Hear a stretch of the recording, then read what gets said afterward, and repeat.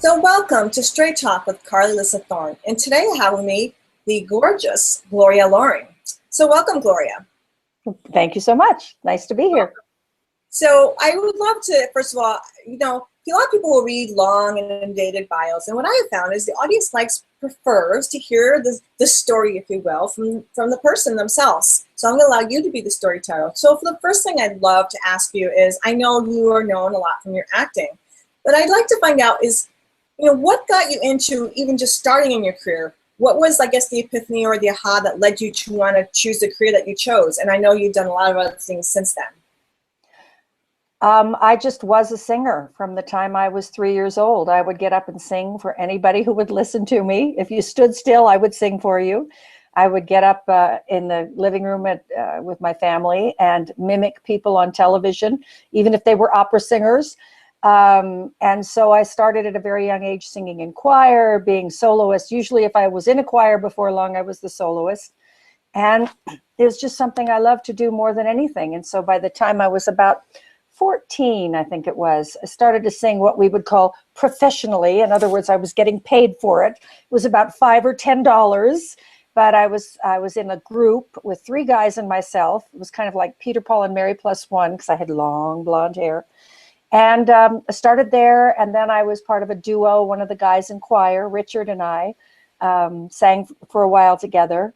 And then when I turned 18, some friends took me to the Playboy Club in Miami, and I got up and sang at their jam session and was offered a gig on the weekend to come and sing 4 songs to open the show in their penthouse room. And that sort of started me working as a solo, and I did, hundreds and hundreds and hundreds of clubs. I traveled the country and in Canada by myself with my music in hand at 18, 19 years of age, never even thinking about how chancy that could be at times.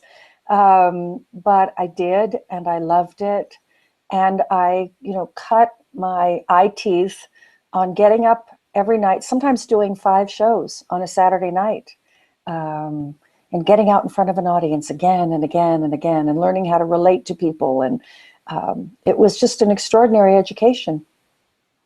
Well, a couple of things you said I'd like to touch upon. One is, you said I didn't even think about, and I know you know a little bit about metaphysics and energy, and the good thing about you not thinking about it, the fact that you weren't focusing on the fact that things could be okay or risky, was why you didn't experience those things. And I hear this story over and over again. The people that actually focused on my world is safe, or I am safe, or whatever that is, even though some people think a bunch of it's woo-woo, or energy doesn't exist, right?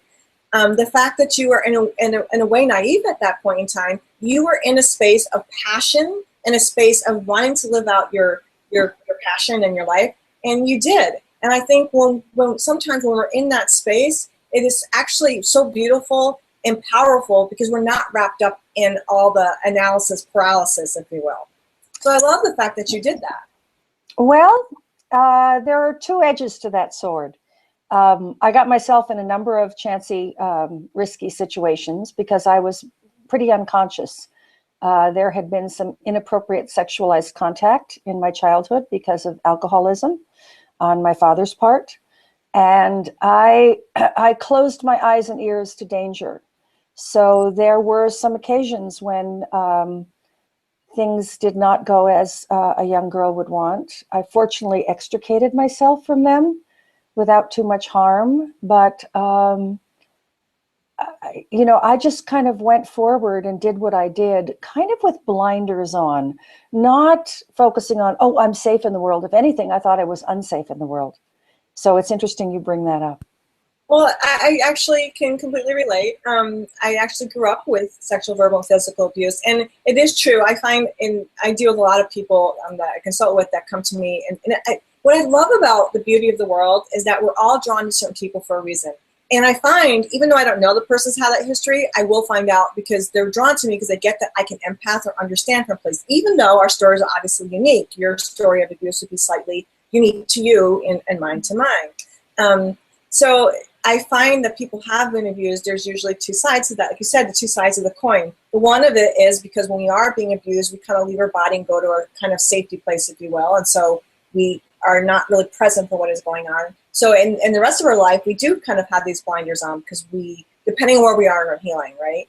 So And then the other part of it is we're still learning and attempting to figure out boundaries, right? So it is an amazing education, if you will. And I guess I think it also comes down to what do we choose to do with the education. I wrote about this extensively in my book, Coincidence is God's Way of Remaining Anonymous. It's a quote by Albert Einstein. And I had a series of extraordinarily fortunate coincidences. And someone mentioned that phrase to me when I said, isn't that an amazing coincidence? And I said, wait a minute. Coincidence is what? God's way of what? Remaining anonymous. What does that mean? And it stayed with me. And I found myself starting to repeat it as if I knew what it meant, and I was very smart.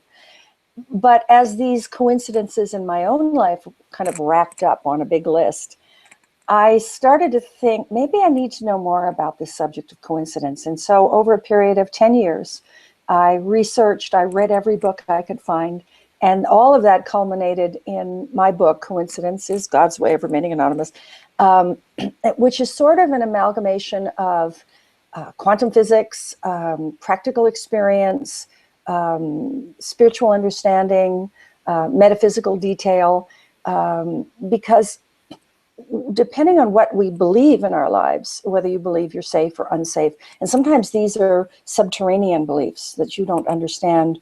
Somebody else put them in, almost like somebody programmed your computer when you weren't looking. They're default settings.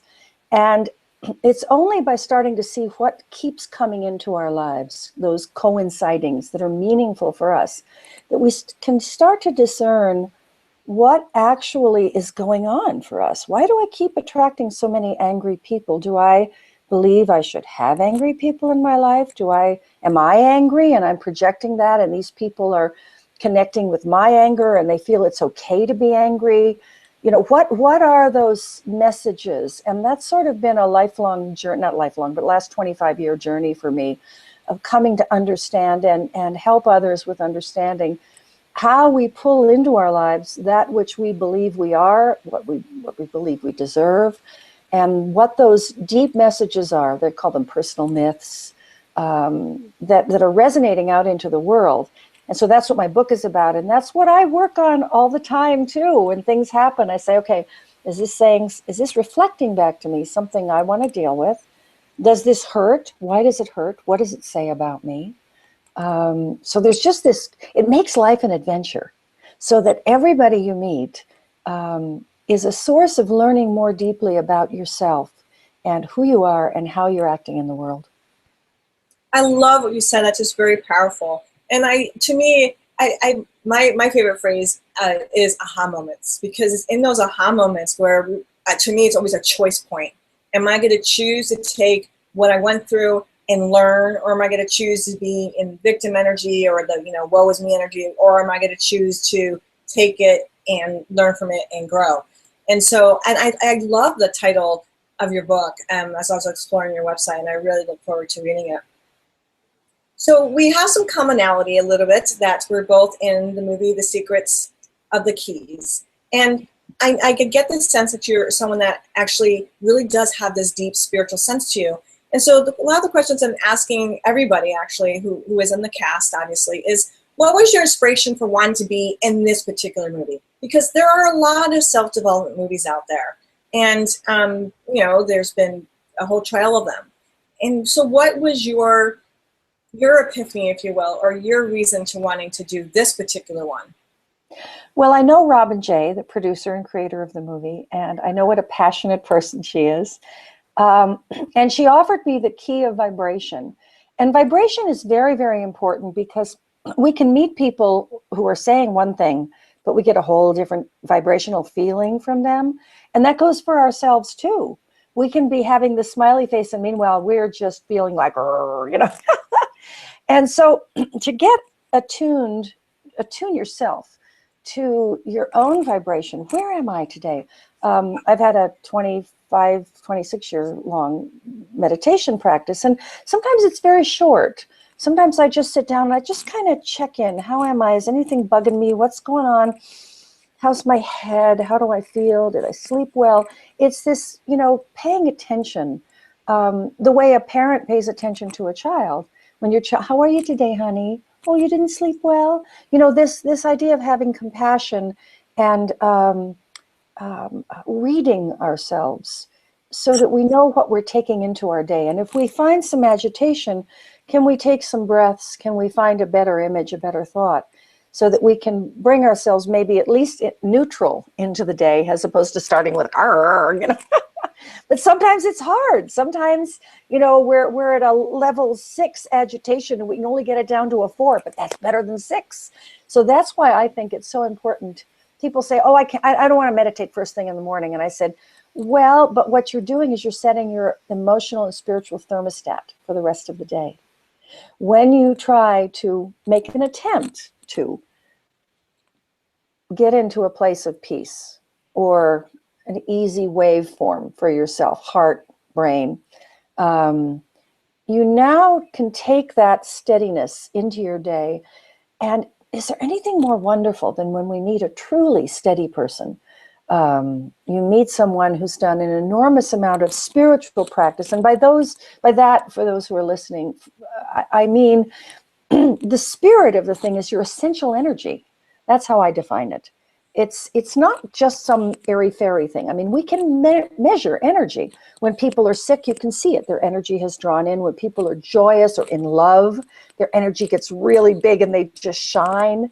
And so where is our energy? And if we can bring a steadiness into the world and let that be magnified, we can be that place of peace for other people. And what a wonderful thing to bring into the world. What a wonderful thing to be for people. So I loved, get back to your question. Sorry, I get off on tangents. Robin asked me if I'd like the key of vibration. And I thought, I love that. And I sat and I thought, I don't know what I want to say about that. But I sat down and I started writing, and it came so quickly, about a page and a half of exactly what I feel and believe to be true about the key of vibration, and why it's so important to be checking in every day with ourselves. Where am I? What's going on? So that I can bring a better form of myself into each day. I love it. And you're right. Robin has this fiery passion about her. And the one thing I actually love is that it's like we were talking about energy and vibration and like attracting like, if you will, right? Is the cast that she brought together are passionate, vibrational, energetic, you know, people. Kate Emerson's just bubbly and fiery, you know, Carol's got that, you know, that kind of sense of humor. And, you know, everybody has, even though some speakers are, you know, maybe a little bit softer, everybody still has a fire, a passion burning within. And so I really love that. I really love the fact that that's the energy she drew around this project. And so for me, I think that is going to be very powerful. So and to sit down and watch a movie for 2 hours and see all these people who found something that really fires them up, that is their passion in life, something they want to share. That's a great gift. And, you know, maybe only 2 or 3 of the people will truly resonate with you right now, but then you might watch it a year from now and somebody else who you thought, what are they talking about, will suddenly be the right thing for you. So I think it's such a great idea that she brought together all these experts and people with such a sense of purpose about what they're sharing with the world into one format, so we can benefit from all that wisdom. The other thing I really loved that was unique for me anyways, and why I chose to be involved, was the fact that her stories, the way she does them, she weaves in a story. In other words, it's not just all these speakers and talking heads giving their advice, right?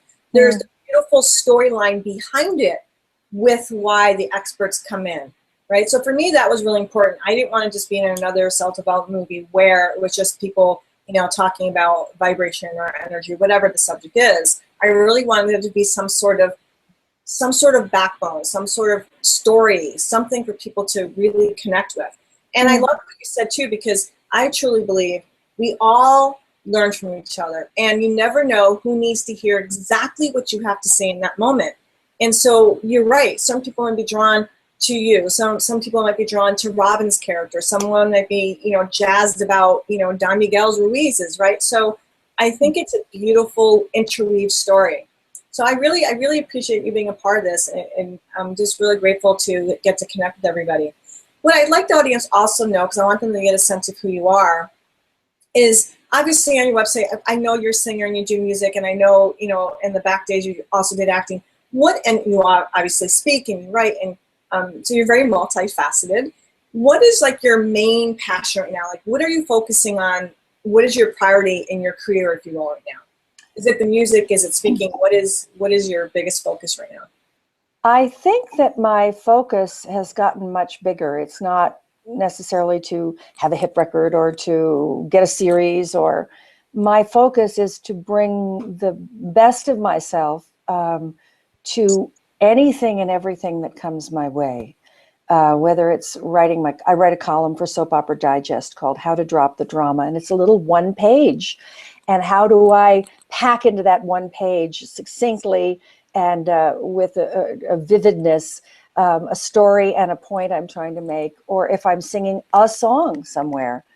Recently, we did a fundraiser up here that I organized and created and produced and starred in for our school music program to raise money for instruments.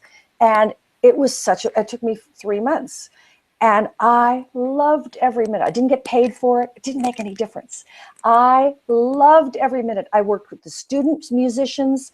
We had Grammy Award and Grammy nominee musicians come up to play for us for free. It was, so whatever it is I'm doing, I'm in the studio recording some new songs. If I'm talking to you, I have on my refrigerator a list that Janet Neal helped us format in a workshop that I did about the 10 most important values, the things you value, aspects of being. And my top 3 are vitality, aesthetics, and productivity. So, aesthetics being a beautiful home, keeping myself looking and feeling the way I want to look and feel. Because when I look good and when I take care of myself that way, I feel better, and vice versa. Vitality is so important. Getting sleep. For 25 years, I've used Ayurvedic medicine, and unless I break a leg, I don't go to Western, or I do that for the mechanics. Oh, tell me what my blood pressure is, kind of thing. But every day, I eat a certain way. I take the herbs. I make sure I exercise enough. So I think the focus is just being able to bring for the rest of my life now the best of myself to each day in whatever way I'm asked to share. That is beautifully and very eloquently said. And I think a lot of people don't understand the value of taking care of to me, it's like our vessel or our temple, if you will. Mm-hmm. Just because we are some people that are, I would say, they would consider themselves on a higher level or plane when it comes to meditation. They can either donate it and convert it into something that's healthy. I always look at the verbiage of just because you can do something doesn't mean maybe that we ought to. So if we have this one body in this physical realm, on this physical planet, what are we feeling? What are we feeding it? What are we nourishing it? And to me, it's always mind, body, business, spirit, because when our business, if our mind is out of whack, it affects our business. If our spirit's out of whack, it affects, all these things are interrelated for me. So when I first did my logo on there, I said mind, body, business, spirit. Are you crazy? You can't put the word business in there with mind, body, spirit. I said, oh, yes, I can. I like it. I like it all the time. And their business, and I work with CEOs and lawyers and doctors, and their businesses are floundering or there's an issue. And it's because one of these other 3 things are out of whack when I start to get more of the story, right? And we work in these other areas, all of a sudden the business is thriving again, right? So this world, there's such a divide between metaphysics and applications of daily practice. And I finally got really clear that we needed more practicality and less woo energy around metaphysics, and more where I can talk to a lawyer or a doctor and give them real practical, daily, in the moment applications. And so it was really fascinating. We are, physical, material beings, and we have this essential energy, spirit, we have emotions, we have psychology, we have all of that stuff. But it does come down to, how does it work? I find myself sometimes getting a book, and it's all about theory and concept, and it talks about the things you should do and this and that. And I go, yeah. Okay, I got that. But how do I make that happen? You got to give me the practical application of this. How do I use this information? It's all right to say you have to be one with ether or whatever. Cool. What does that mean? And how does that work? And how do I get out of bed? and feed my dogs and take the phone call about the fraud with the credit card. And you know what I mean? It's like, how do I, and so when you can develop a bigger vision, there's in Sanskrit, because I've studied yoga, and I'm a certified yoga teacher too. I taught for 7 years. I'm not doing it now, but there's a word mantra, and mantra means words that protect the user. Well, what do we need protection from? Well, we might need protection from other people, but most of the time we need protection from our own mind, from the stuff we tell ourselves, the drama we create up here, oh, just my luck. Oh, nothing ever works out for me. So I have a mantra that is my own personal little mantra, and that is, all things work together for good. And when something goes awry, I will sometimes remember to go to, if I start to get agitated, to go to my mantra. Okay, all things work together for good. Somehow this, in the biggest possible scheme of things, is working out beautifully. I actually have a funny story to share with you. A couple of years ago, I had to have some dental surgery, and they gave me this little pill. And they said, take this before you come. And I said, well, you don't give nitrous? No. Just take this little pill. It's called Halcyon. Oh, yeah, it does. It does. Takes you to Halcyon, blissful kind of stuff. So I'm in there, and they've got my mouth propped open there, and all of that. And meanwhile, all this stuff is going on the surface, just like in life, all this agitation, and they're drilling and they're doing, and they got the mouth propped open, and it probably hurts, but I don't care. It's because I'm all numbed and I got Halcyon. But down inside the deepest part of me, I am experiencing, not as a thought, but as a full noetic understanding, that this is what life is, that there's all this agitation and stuff roiling on the surface, and you never quite get all the dishes done, and it's always more laundry, and there's always somebody is going off the rails somewhere, and in the family or whatever. But at the very deepest level, somehow everything's going to come together and work in a way that, from the largest possible perspective, which, we might say, oh, maybe is that God's perspective, if you believe in that, or spirit, or eternity, or infinity, that somehow it's all working together. Now, I had an experience of this in that moment, and you can chalk it up to the drugs, but also there was a lot of meditating and me trying to find that place. So I was moving toward trying to find that place of peace, and possibly that wonderful little drug Halcyon just opened up the door so I could get in their room. And so now I've got tears streaming down my face because I'm experiencing the absolute blissful beauty of the way the entire universe works. It all works so perfectly. I can't believe it. And the dentist stops and he says, "Are you all right?" And I said, "Oh yeah, it's also beautiful." It's also beautiful. And I saw him, he kind of looked at me and looked at the nurse like, okay. It's the drugs. It's the drugs. It's the drugs. But you know what? It's not, you know how if you take nitrous or something at the dentist, you have an experience or you're thinking thoughts, and then the minute the nitrous is gone, all the thoughts are gone. But this experience was a true experience, however it was opened up. And people who've taken LSD or had deep spiritual or peak experiences will tell you that the true experiences change something in you. They give you something, a glimpse at something that maybe you didn't have before. And in spite of the circumstances of being in the dentist chair, that was a powerful moment that has stayed with me ever since then. But somehow, at the deepest levels of being, all things are working together for good. What an extraordinary idea. And my earplug keeps coming out. And to be able to come back to that during our days, during the toughest things that can happen, is just this great gift. It's magical. It really is. And I love mantras, and like you, I've taught yoga and everything. And one of the things I always tell all my clients, and I read all over my walls, and not my physical walls, on my social media walls, is I always tell people, remember these things: you are loved, you are appreciated, you are worthy, and you are beautiful. And I think it's because so many times we don't hear these things. And I tell my male friends too, you're beautiful. And it's really even harder for males because no one ever tells them they're beautiful. They may be handsome or whatever, but it's like, when you're in the darkest of places, or when, as you were talking about, the negative, or I call it the monkey chatter, right? When the monkey chatter is going on, and you're telling yourself, "Oh, I can't do this," and the hows, and all this, right? It's like, just remember and say to yourself, "You're beautiful, you're loved, you're appreciated, and you're worthy," and come back to that place. And I just love that, because it's. And I also, by the way, this is one thing I absolutely love to do is, and I'm sure that just hearing you say other things that you'll understand, is I like to do japa, which is walking meditational chants. Mm-hmm. So I'll pick a chant that I love, and if I'm wanting to remove an obstacle, I may reach out to Lord Ganesh, right, or peace, whatever it is, and I'll actually chant while I'm walking, and I'll maybe pick 4 different ones, and as I'm walking one section, I'm maybe chanting one thing, and I'll do it internally, not necessarily out loud. It's just that you get to, it just stops everything in some ways, and it's beautiful.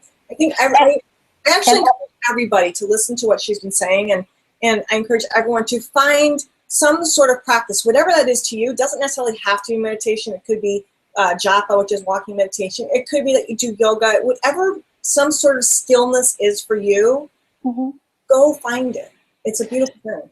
Well, all the major spiritual traditions and spiritual paths, religion, if you want to say, have practices that are inherent to them. There's the rosary. In fact, all of them have chanting. And there's someone said this to me years ago. They said, you play the way you practice. So you're going to play the game of life, your daily life. What are you practicing? And sometimes, I know I didn't know that I was practicing negativity. I remember once when I first started my meditation practice, I was living in Sherman Oaks, and I had a room I had set aside, and I'd made a little puja, a little personal altar with pictures of my family and my teacher who taught me meditation and that kind of thing. And I'm sitting there, and it's a perfect day. All the bills are paid. Nobody's angry with me. Everything's fine. And I'm sitting there, and I'm just, okay, I'm going to have a great meditation. And I start breathing, and I'm repeating my little mantra. And the next thing I know, my mind is scanning my life, and until it finds the one thing that's unresolved. And this person owed me money and wouldn't return my phone calls. And I'm trying to wrestle it to the floor. And I thought, Gloria, wait, stop. This is not the time for that. Think about it later. This is meditation. So now okay, and I breathe, and and then I do the same thing again. I start going right back to that, like a horse fly to a pile of poop, I'm just going to the pile of poop. And I suddenly saw myself. I saw what I was doing, and I went, oh, I have a negative mind. And I didn't realize when I'm not, and I think many of us do, but that would be for you to decide. I'm not going to tell you what's going on. You have to figure it out. When I'm not actively engaged in something positive, in something uplifting or productive, my mind tends to gravitate toward the difficult and unsolved and unresolvable and maybe unforgivable, or so I think. And so I know that it's so important for me. Maybe other people just always have great thoughts and great energy and great spirit, and they're just those kinds of people. But I know I have to practice going into peace every day. It just makes an enormous difference. That's a beautiful thing to be able to give yourself. So first of all, I want to thank you so much for spending such quality time with me. And I really want to just shout out to Robin J., who is the writer and producer of the series of The Keys. And I encourage everyone to go check out the website, thekeymovies.com. And that's TheKeymovies.com, because Robin has done a previous one that was absolutely fabulous. And I also encourage you to go check out Gloria's website. And Gloria, because this is also a podcast, not just a video, can you please share with the audience where is the best place to go explore and find out about more about you? And I'd love for you to spell it out as well, because there's some people that will just be listening. Well, I am glorialoring.com on the website, and I have lots of stuff there, including CDs. One of my CDs playlist, actually my Christmas CD also, has a duet with my very famous and infamous son, Robin Thicke. As I tell people, I used to be Gloria Loring. Now I'm hashtag Robin Thicke's mom. And I'm at Gloria Loring on Twitter, /Gloria Loring on Facebook. My personal Facebook is full, but I have a professional page that you can subscribe to, and then you're still connected to me. And I try to answer the messages. It's hard to get to everybody, but I try to be a good girl and respond to people. And I think that's about it. I'm on Instagram too. I guess I'm Gloria Loring or something like that on Instagram. I love Instagram. I love being, when I'm traveling, posting pictures of this and that. Oh, I love Instagram. People are so visual in nature. And what I love about Instagram too is it shows our personalities, not just like business and all these other platforms and you're showing some of it, but Instagram really is the moment. It really shares more of a personal aspect of who we are. So you can go to Gloria Loring, and that's GloriaLoring. As everyone in my audience knows, I always put together a wonderful blog post that has the embedded video, has the embedded podcast, and all of Gloria's information you can explore with. And it'll be all over the place, from Blog Talk Radio to Vimeo to YouTube to Spreaker, iTunes, iHeartRadio. You'll find it everywhere. And I love bringing you guys valuable content and inspirational, passionate people. So I really thank you guys all for joining me today. And you can always find me at CarlyAlyssaThorne.com, and that's CarlyAlyssaThorne.com. Wishing you guys all a beautiful day, and I look forward to being with you next week. Have a great one, everyone.